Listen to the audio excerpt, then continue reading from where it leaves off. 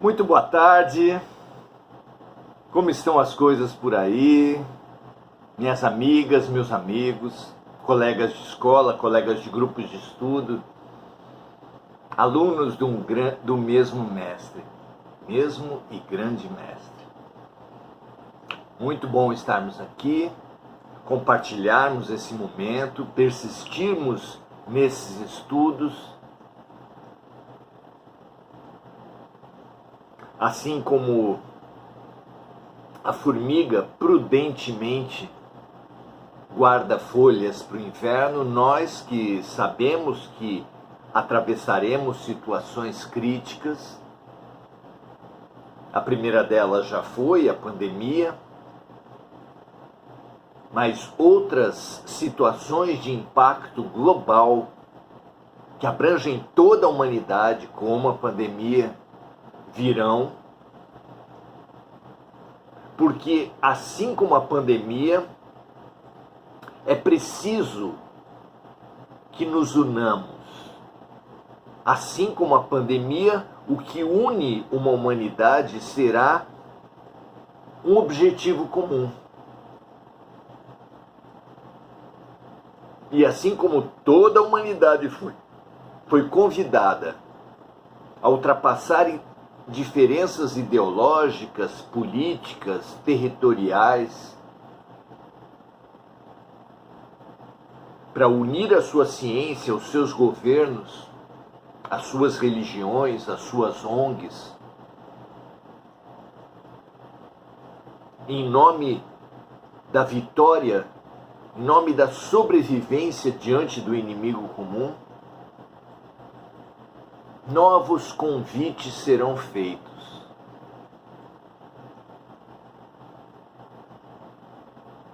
E é claro que não seremos obrigados a fracassar na tarefa da união, da fraternidade, como fracassamos na pandemia. Na pandemia fomos convidados a fazer aos outros o que gostaríamos que os outros nos fizessem. Cuidando, usando máscaras, cuidando da prevenção, ajudando pessoas mais frágeis nas tarefas fundamentais da vida. E foi lindo que uma parte das pessoas pensou nos outros, se solidarizou, se mobilizou.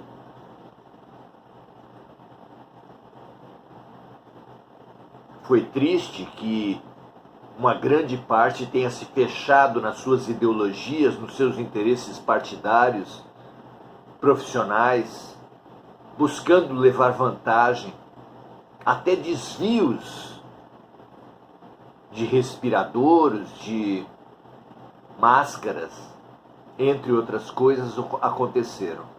A tragédia, a tensão mostra quem é quem e nós precisamos nos preparar com a clareza de valores que só o estudo espiritual, o estudo moral, no caso, o estudo de O Livro dos Espíritos, à luz de Jesus Cristo, pode nos dar.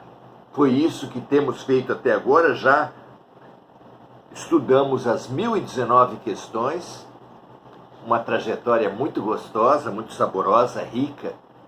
E agora estamos na conclusão. O primeiro texto da conclusão, feita por Allan Kardec, tem como título A Dificuldade de Acreditar no Espiritismo. A dificuldade de assumir a perspectiva espiritual. Vamos ver o que diz Kardec? Aquele que do magnetismo terrestre conhecesse apenas o brinquedo dos patinhos imantados, que nadam numa bacia com água, sob a ação de um ímã, dificilmente poderia compreender que essa brincadeira encerra o segredo do mecanismo do universo e do movimento dos planetas. O mesmo acontece com aquele que conhece do Espiritismo apenas o movimento das mesas girantes, da psicografia, da brincadeira do copo, tão conhecida, durante a qual se faz a invocação de espíritos e se pede respostas para questões pelo movimento de um copo que aponta, digamos assim, para letras que somadas fazem palavras e frases.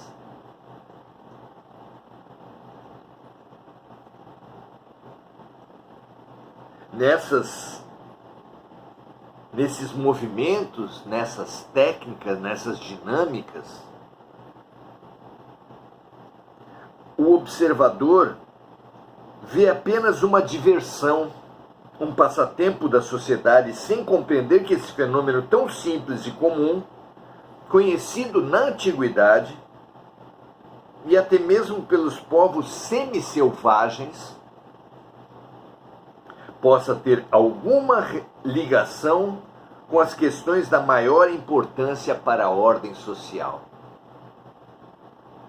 Realmente, para um observador superficial, que relação pode ter uma mesa que gira com a moral e o futuro da humanidade? Até hoje, a grande maioria dos frequentadores de uma casa de oração, de um centro espírita, busca o passe, busca a desobsessão, sem perceber a riqueza que a perspectiva espiritual nos traz, nos confere, sem entender o grande ganho que seria ver a dor em geral, a doença, a desavença, o inimigo na perspectiva espiritual. Como nos impulsionaria a um aprendizado, a um crescimento, a uma emancipação da alma, essa perspectiva espiritual que tem como fato mais externo, mais chamativo, a psicografia, a mesa girante, a brincadeira do copo,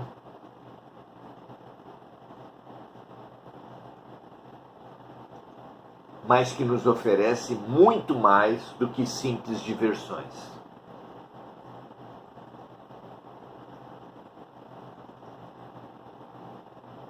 Mas aquele que pensa, se lembra que da simples panela que ferve água e levanta a tampa com a pressão do vapor, fato também conhecido na antiguidade, saiu o potente motor a vapor que transporta os homens em curtas distâncias.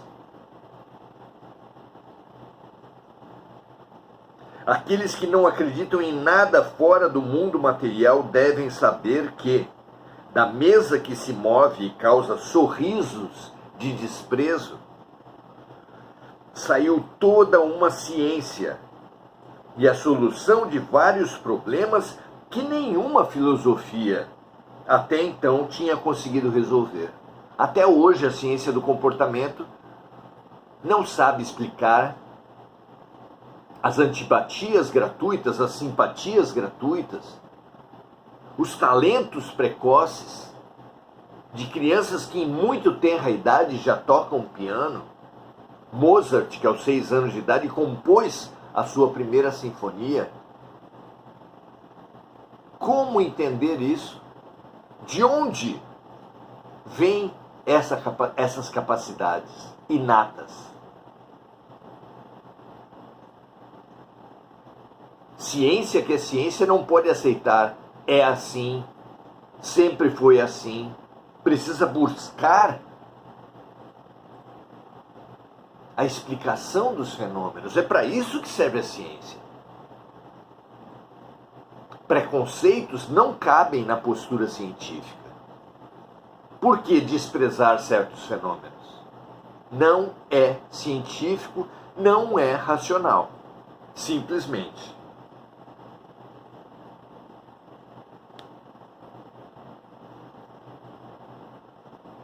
Convido a todos os adversários de boa fé do Espiritismo, da perspectiva espiritual, que me digam se ao menos se deram ao trabalho de estudar aquilo que criticam. A lógica ensina que a crítica apenas tem valor quando o crítico conhece o assunto que critica. Zombar de uma coisa que não se conhece, que não se pesquisou, com o critério do observador consciencioso, não é criticar, é dar prova de leviandade e de falta de critério para exercer o julgamento. Certamente, se tivéssemos apresentado essa filosofia como obra de um cérebro humano, ela teria encontrado menos desprezo e teria tido a honra de ser examinada por aqueles que pretendem dirigir a opinião pública.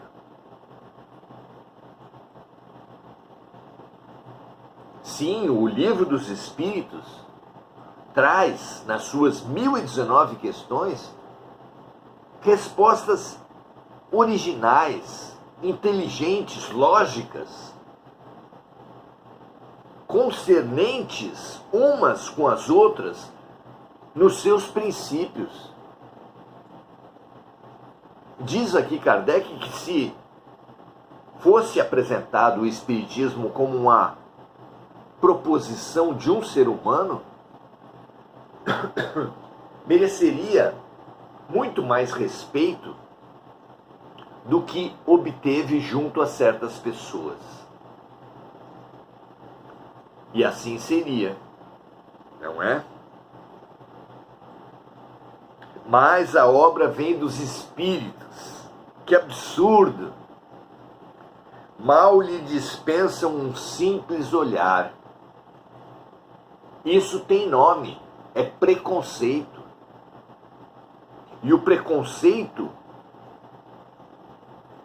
que proíbe a mente racional de investigar é completamente anticientífico, é completamente irracional.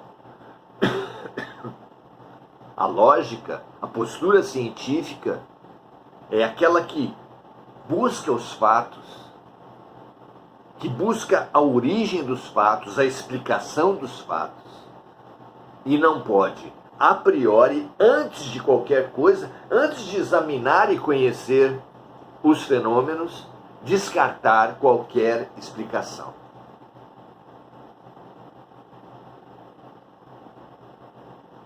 Então, nada menos racional, nada menos científico do que a postura de certos cientistas, de certos homens pretensamente racionais, quando descartam o Espiritismo sem examinar seus fenômenos, sem examinar as explicações que os espíritos dão para esses fenômenos. Julgam a obra pelo título, como o macaco da fábula julgava a noz pela casca. Se quiserem, ignorem a origem da obra. Imaginem que esse livro, o Livro dos Espíritos, tenha sido escrito por um homem e digam, de sã consciência, se após a leitura de O Livro dos Espíritos encontraram nele algum motivo para zombaria. A análise desimpedida, livre de preconceitos, a análise racional desse livro, certamente encontrará nele profundos motivos de reflexão.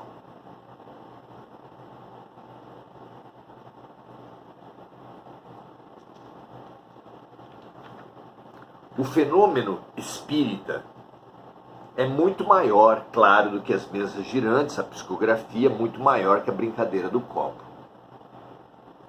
E muito mais universal. É que o homem racional e preconceituoso nega os fatos que acontecem com ele mesmo. Se nos examinássemos, todo aquele que se examina liberto de preconceitos vai saber que surgem em sua mente ideias novas, repentinas. É a intuição, já catalogada por diferentes áreas do conhecimento. Os artistas atestam, comprovam, testemunham a inspiração.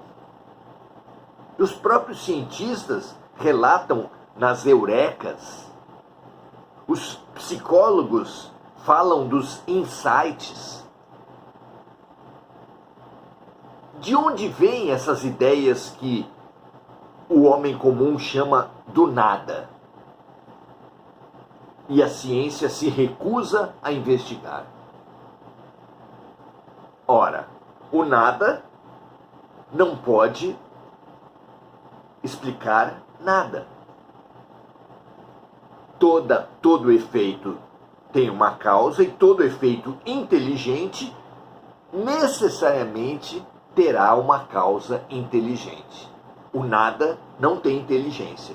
O acaso não explica nada. A coincidência é nula em termos de explicação de um fenômeno. É preciso racionalidade, é preciso lógica, é preciso espírito de ciência para investigar todos os fenômenos, inclusive a obsessão, a perturbação espiritual, que faz com que pessoas assumam um tipo de voz muito diferente da que usa sempre, apresente um conhecimento de uma língua, por exemplo, com a qual nunca teve contato nessa vida, é claro. Como a ciência pode explicar que algumas crianças tenham memórias de outras vidas? Fale como morreu nessas outras vidas, em que cidade, em que ano. E o investigador, sem preconceito, quando vai ver, acha nos cartórios dessa cidade atestados de óbito de pessoas com o nome que a criança apontou para si mesmo, com a causa mortis que ela apontou para si mesmo, com a data que ela apontou para o seu próprio óbito.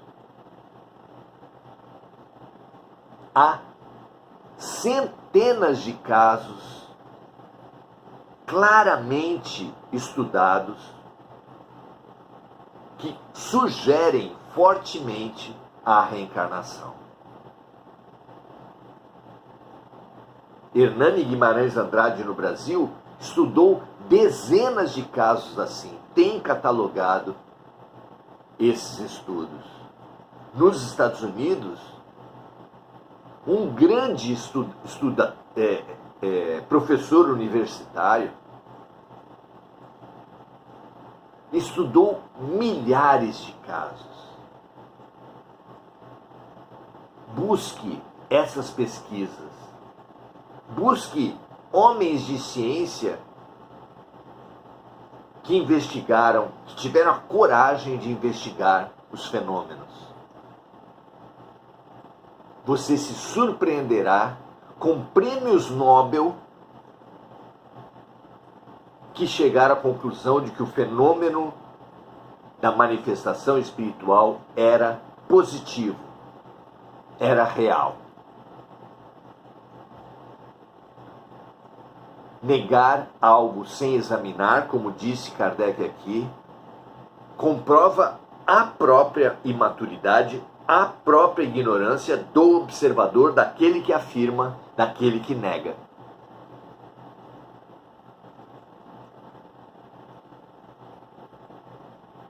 O professor norte-americano, que tem aqueles milhares de casos, chama-se professor Ian Stevenson. O prêmio Nobel em inglês, que estudou por 2 anos a manifestação mediúnica numa adolescente, chama-se William Crookes. Busque na internet a realidade desses fenômenos e você se surpreenderá. Como William Crookes não tinha qualquer crença espiritual e foi convencido pelos fatos. Assim como Lombroso, outro cientista renomado, entre tantos outros. Pesquise e você se surpreenderá. Muito bom.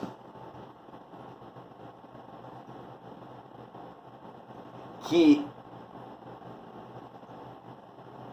além de pesquisar racionalmente, busquemos com o espírito investigativo, filosófico, compreender a extensão das consequências da realidade espiritual.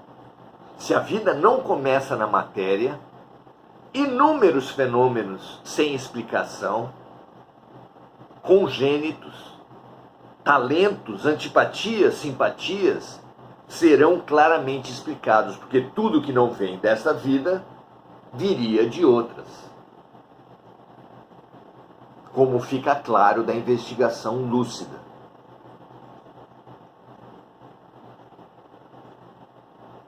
Uma série de explicações, o resgate da própria justiça divina, já que espíritos que sofreram situações que em nada eles contribuíram para esse sofrimento, sem a concepção das vidas sucessivas, só atestam a inexistência de Deus, o acaso, a injustiça, o absurdo da vida. Mas, com as vidas sucessivas, com o estudo das causas e consequências ao longo das reencarnações, resgata-se a lógica, resgata-se a justiça, resgata-se Deus. Através de leis imutáveis, como foi o avanço de toda a ciência, explicando grande parte dos fenômenos que até hoje, mesmo 150 anos passados da revelação dos Espíritos, a ciência não possui qualquer explicação.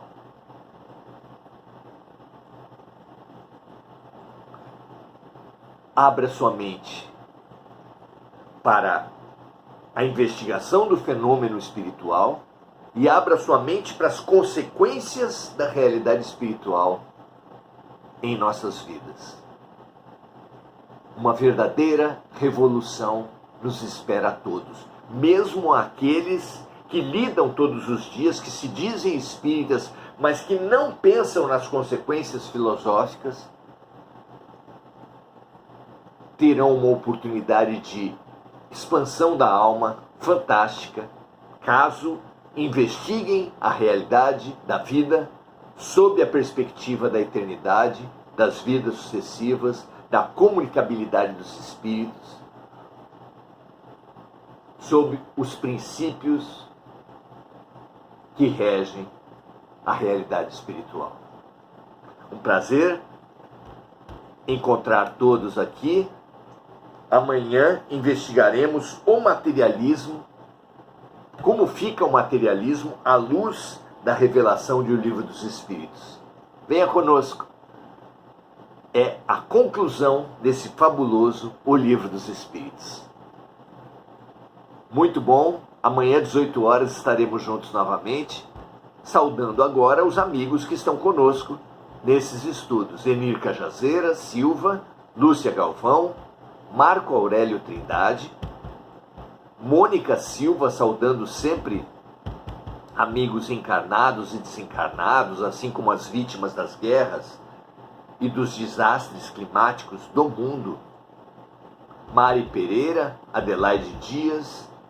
É muito bom estarmos juntos, compartilharmos esse fortalecimento entre nós.